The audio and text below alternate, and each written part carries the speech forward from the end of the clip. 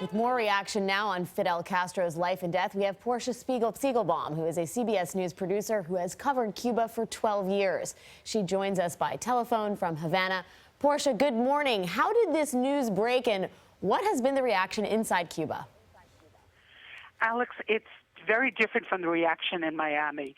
The news broke on the late newscast last night. There was a statement by President Raul Castro. Very briefly, and it clearly was a huge surprise because after they showed the tape with the announcement, the regular newscast continued, news, sports, culture, and the weather. It was very strange, and only at the end of the newscast did they replay the taped announcement. And it wasn't until about 3 o'clock in the morning that they started broadcasting special programming on Fidel Castro. People are in shock. I would say the reaction here has been very quiet.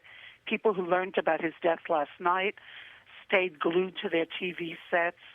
And as I drove through the city this morning, streets are empty, very little traffic, people inside their homes trying to digest the news.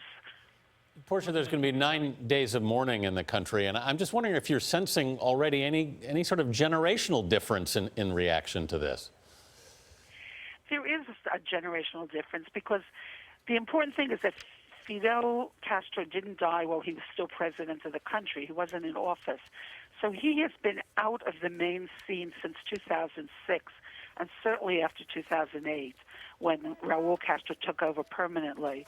So the younger generation that grew up after 2006 doesn't really remember the presence that Fidel Castro has been for the older generations and the people who took part in the revolution.